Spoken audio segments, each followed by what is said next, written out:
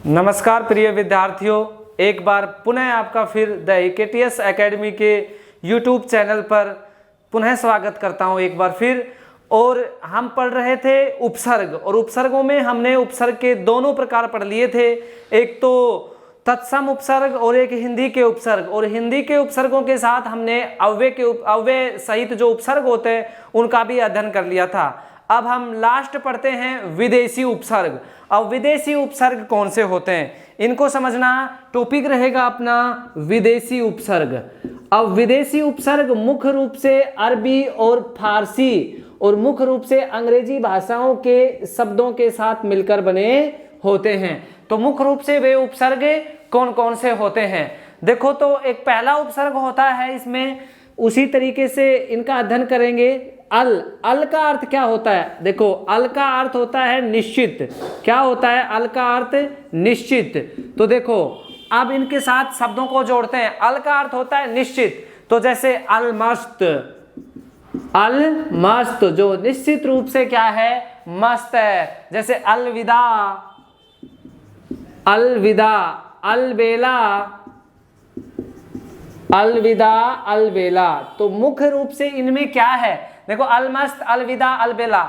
एक चीज याद रखना, इनके जो उपसर्ग होते हैं वो मुख्य रूप से पूर्णतः अलग होते हैं, और पूर्णतः शब्द इसमें अलग होते हैं, अलग से ही दिखाई देते हैं इनके उपसर्ग। एक साधारण सी पहचान है इनकी, अलमस्त, अलविदा, अलबेला। बेला मूल शब्द, विदा मूल शब्द और मस्त मूल शब्द। तो ये तो पहला उपसर्ग था, कौन सा? अल। इसके बाद अगला उपसर्ग होता है एन। एन का अर्थ होता है ठीक। एन का अर्थ क्या होता है? ठीक। तो मुख्य रूप से जैसे देखो कि एन का अर्थ होता है ठीक। जैसे एन वक्त, ठीक वक्त पर वो आ गया। एन मौका, ठीक मौके पर वो आ गया।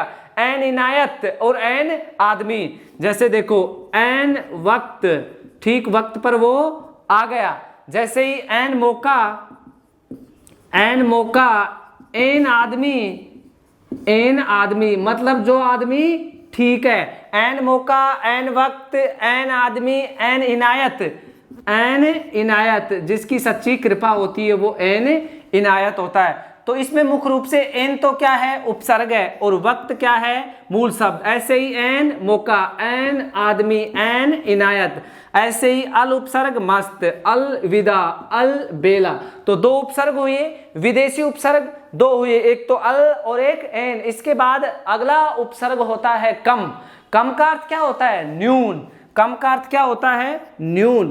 तो देखो न्यून, जैसे जिनमें कम अक्ल होती है वो होता है न्यून। न्यून का अर्थ क्या होता है? ये कम का अर्थ क्या होता है? न्यून। जैसे पढ़ते हैं अपन कम अक्ल, कम अक्ल, कमजोर, कम अक्ल, कमजोर, कम वक्त, कम उम्र,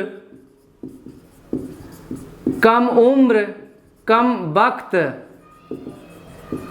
कम वक्त। तो देखो इसमें कम उपसर्ग होता है इनमें, जैसे कम उपसर्ग अक्ल मूल शब्द, कम उपसर्ग जोर मूल शब्द, कम उपसर्ग उम्र मूल शब्द, कम उपसर्ग वक्त मूल शब्द। तो याद रखना जो ये पीछे के जो ये शब्द होते हैं मूल, ये पूर्णतः विदेशी भाषाओं के होते हैं। उर्दू, फारसी के मुख्य रूप से, अरबी के, इनके उपसर्ग होते हैं, ये मुख्य इनके मूल शब्द होते हैं। ये याद रखना। इनायत किनका है? अरबी फारसी का। अक्ल भी, जोर भी, उम्र भी, वक्त भी, आदमी भी, बेला भी, विदा भी, मस्ती भी, ये सब किसमें होते हैं? विदेशी उपसर्ग के अंतर्गत आने वाले शब्द होते हैं। जैसे उसके बाद अगला उपसर्ग है खुश। कौन सा उपसर्ग है? खुश। अब खुश का अर्थ क्या होता है? अच्छा। खुश का अर्थ क्या होता है? अच्छा। जैसे देखो खुशकिस्मत, खुशबू, खुश मिजाज, खुशहाल, खुशनुमा, खुश दिल, खुशखबरी, ये सब क्या होते हैं? खुश उपसर्ग के। जैसे लिखते हैं खुश मिजाज, खुश नसीब, खुशबू, खुश मिजाज, खुश नसीब, खुशबू, खुशहाल, खुशनुमा, खुशहाल और खुशनुमा। तो देखो अब इनमें क्या होता है, देखो खुश मिजाज, ऐसा मिजाज जो बहुत ही अच्छा हो। खुश तो उपसर्ग होता है, मिजाज मूल शब्द, खुश उपसर्ग, नसीब मूल शब्द, खुश उपसर्ग बू मूल शब्द होता है। खुशबू, ऐसी बू, ऐसी गंध जो अच्छी हो। खुशहाल और खुशनुमा, तो ये मुख्य रूप से ये उपसर्ग होते हैं मुख्य रूप से खुश। तो इनके पीछे जो होते हैं ये मुख्य रूप से विदेशी भाषाओं के शब्द होते हैं, याद रखना। तो मुख्य रूप से ये 4 उपसर्ग हुए। इसके बाद आगे के उपसर्ग पढ़ेंगे, इनका स्क्रीनशॉट लो, इसके बाद आगे के उपसर्गों का अध्ययन करते हैं। देखो इसके बाद अगला उपसर्ग कौन सा आता है, इसके बाद अगला उपसर्ग आता है गैर। कौन सा उपसर्ग आता है, गैर। गैर का अर्थ होता है रहित, जैसे कोई गैर हाजिर होता है जो हाजिर नहीं हो, तो इस अगला उपसर्ग कौन सा होता है, गैर। तो देखो अब गैर उपसर्ग का अध्ययन करते हैं। गैर का अर्थ क्या होता है, रहित।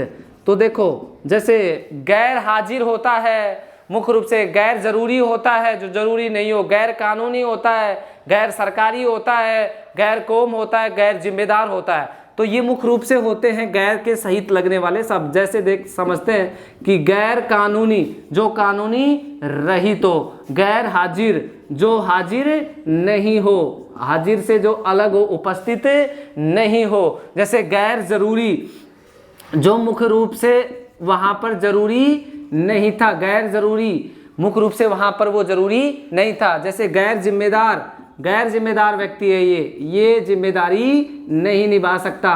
तो मुख्य रूप से इनमें क्या है, देखो गैर तो क्या है, उपसर्ग, और कानूनी मूल शब्द, हाजिर मूल शब्द, जरूरी मूल शब्द, जिम्मेदार मूल शब्द।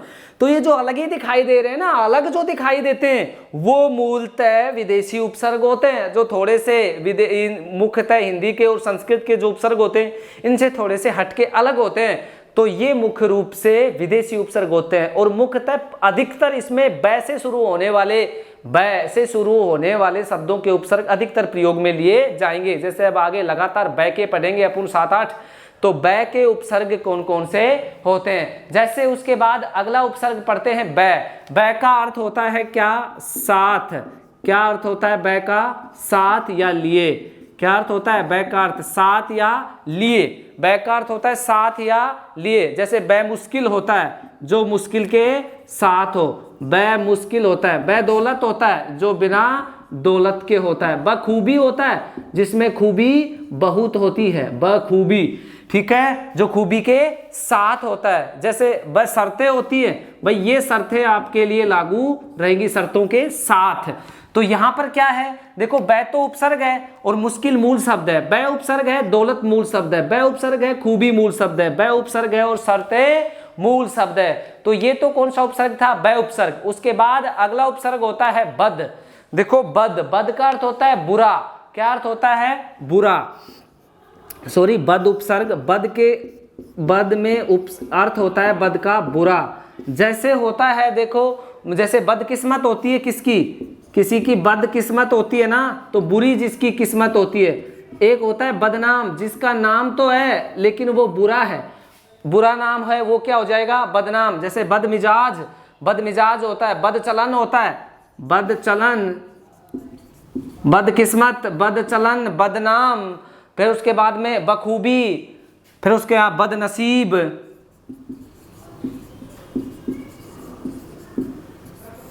बदनसीब। देखो जिसका नसीब बुरा हो।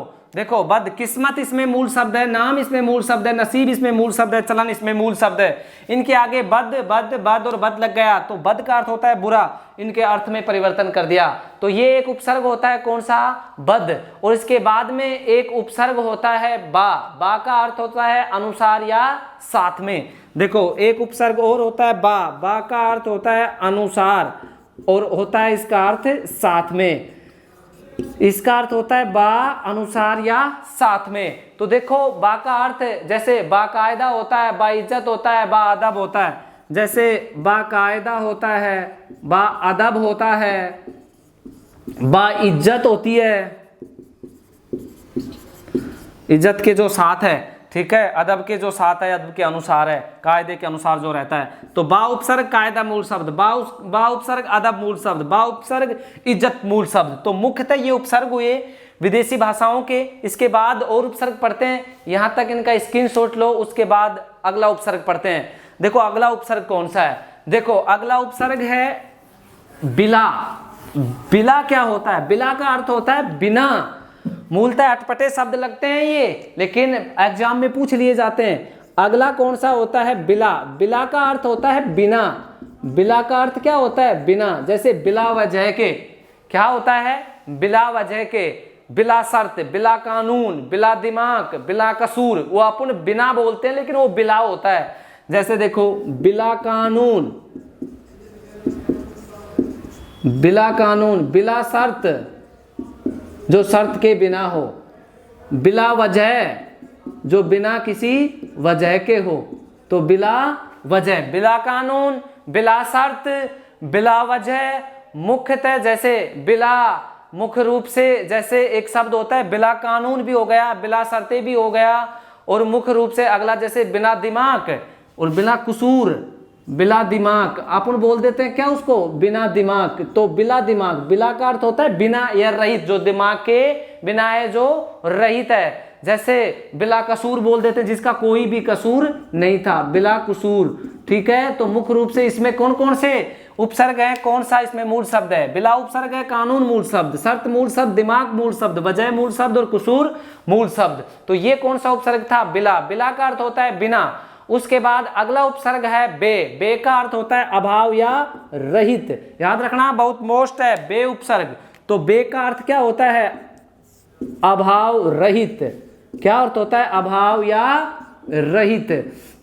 देखो जैसे बे का अर्थ होता है अभाव या रहित, जैसे बेचारा, बेअक्ल, जैसे बेचारा, बेअक्ल, बेईमान, बेचारा, बेअक्ल, बेईमान, बेहिसाब, बेचैन, बेचैन, बेदर्द। तो ये क्या होते हैं, बेचारा, बेअक्ल, बेईमान, बेहिसाब, बेचैन, बेदर्द। देखो बे का अर्थ होता है रहित, जो चारे से रहित हो, अक्ल ईमान से रहित, हिसाब से रहित, चैन से रहित, दर्द से रहित। ठीक है, जिनका अभाव होता है वो सब क्या होते हैं, ये तो मूल शब्द होते हैं। इनके आगे जो लगते हैं वो उपसर्ग होते हैं। मुख्यतः बे उपसर्ग विदेशी भाषाओं का और मुख्यतः फारसी भाषा का शब्द है बे उपसर्ग मुख्यतः वही होता है। इनके इन शब्दों के आगे लग जाते हैं तो सारे के शब्द किनके हो जाते हैं, फारसी भाषा के शब्द हो जाते हैं। उसके बाद अगला उपसर्ग पढ़ेंगे फी। देखो फी का अर्थ होता है प्रत्येक। फी देखो ये नुक्ता लगा हुआ है, इसका अर्थ होता है प्रत्येक। जैसे मैं बोलूं फी आदमी, फी आदमी, प्रत्येक आदमी। फिर मैं बोलूं फी मैदान, प्रत्येक मैदान। तो फी मैदान, फी आदमी, प्रत्येक मैदान। फिर उसके बाद में मैं बोलूं फी सैकड़ा, फी सैकड़ा, प्रत्येक सैकड़ा जो होता है वो क्या होता है, प्रत्येक। तो इस फी का अर्थ क्या हुआ, प्रत्येक। फी आदमी, फी मैदान, फी सैकड़ा। तो ये मुख्यतः फी का अर्थ क्या हो गया, प्रत्येक। उसके बाद अगला उपसर्ग पढ़ते हैं अपन, कौन सा, ला। ला का अर्थ क्या होता है, ला का अर्थ होता है बिना। क्या अर्थ होता है ला का, बिना।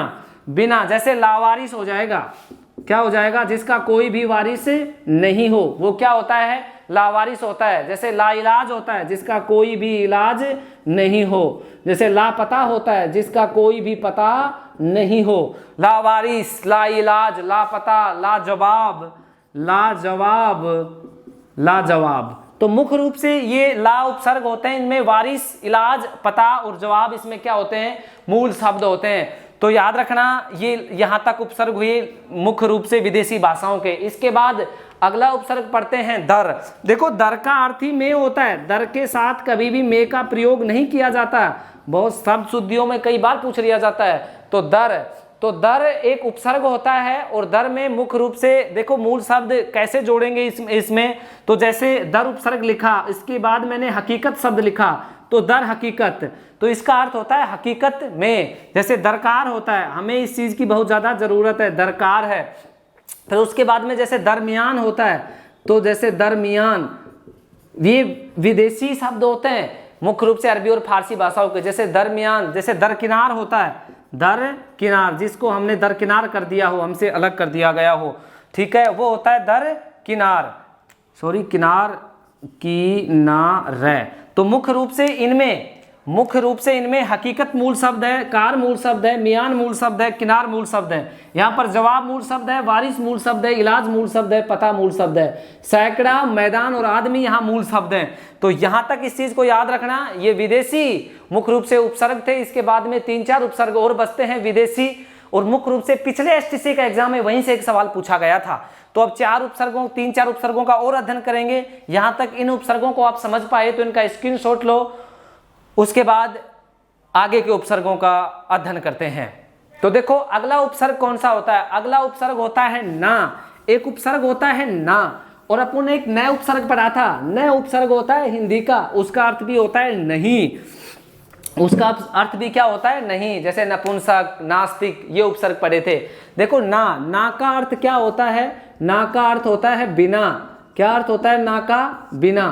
तो देखो ना का अर्थ होता है बिना, तो मुख्य रूप से मैं शब्द लिखूं जैसे नालायक, तो जो लायक नहीं हो, ना पसंद, जो हमें पसंद नहीं हो, वो क्या होता है नालायक, जो हमें पसंद नहीं हो। जैसे नामुमकिन, जो मुमकिन नहीं हो वो भी कार्य हमने कर दिया, तो ना मुमकिन, तो ये हो जाएगा मुमकिन मूल शब्द है, और ना क्या है इसमें, ना क्या है इसमें उपसर्ग है। जैसे ना इंसाफ, हमें कोई भी इस चीज का इंसाफ नहीं मिला, इंसाफ मिलना चाहिए था, नहीं मिला। जैसे ये हुए मुख्य रूप से कौन से, ना के उपसर्ग। जैसे मोस्ट शब्द होता है नाखुश, तो इसमें ना उपसर्ग है, जो खुश नहीं हुआ हो वो क्या है नाखुश। तो इसमें मुख्य रूप से लायक क्या है, यहाँ पर मूल शब्द, पसंद मूल शब्द है, मुमकिन मूल शब्द है, खुश मूल शब्द है, इंसाफ मूल शब्द है। और ना का अर्थ क्या होता है, बिना होता है। तो आगे अगला उपसर्ग पढ़ते हैं सर। अगला उपसर्ग कौन सा होता है, सर, और सर का अर्थ होता है अच्छा। सर का अर्थ क्या होता है, अच्छा।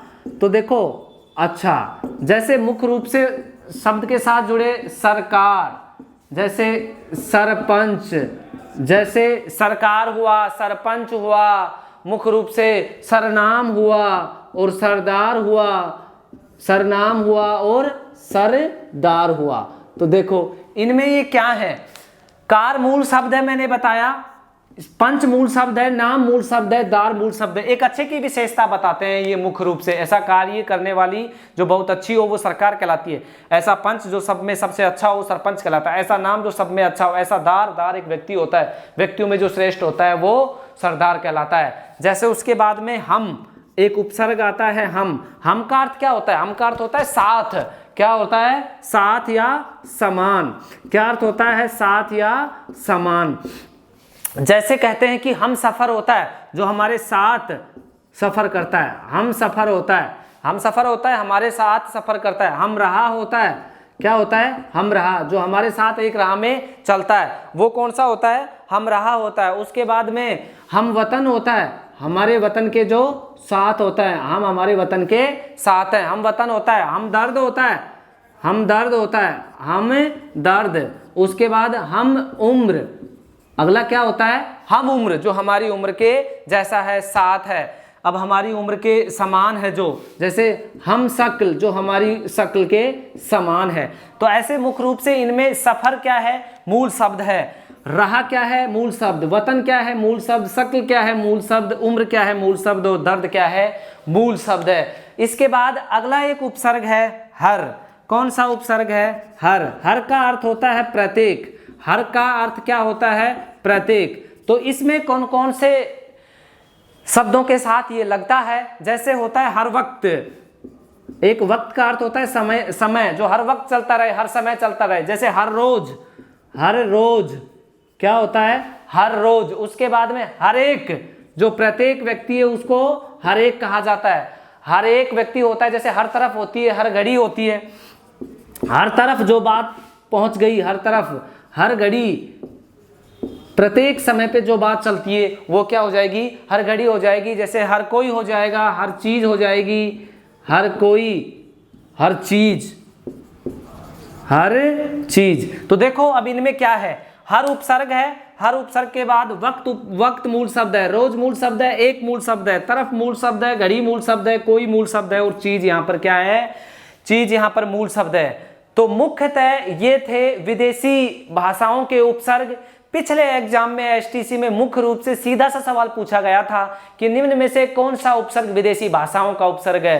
तो उनमें एक ये उपसर्ग दे रखा था हम था, पता नहीं हर था, इनमें से किसी में एक उपसर्ग था और 2-3 उपसर्ग मुख्य रूप से अव्यय स्वरूप दे रखे थे।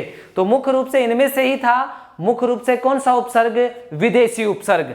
तो ये उपसर्गों की क्लास यही कंप्लीट होती है। अब उपसर्ग बीएसटीसी के विद्यार्थियों के लिए ये क्लास थी मुख्यतः, रिट के विद्यार्थियों के लिए अलग से क्लास होगी।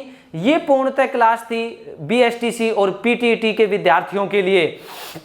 तो ये पूर्णतः जो अपना टॉपिक है उपसर्ग, ये यहीं कंप्लीट होता है विद्यार्थियों। और अब आगे की क्लास जब नेक्स्ट वीडियो आएगा तो उसमें एक नए टॉपिक के साथ फिर दोबारा से हम शुरुआत करेंगे एक नए टॉपिक की। तो धन्यवाद दोस्तों।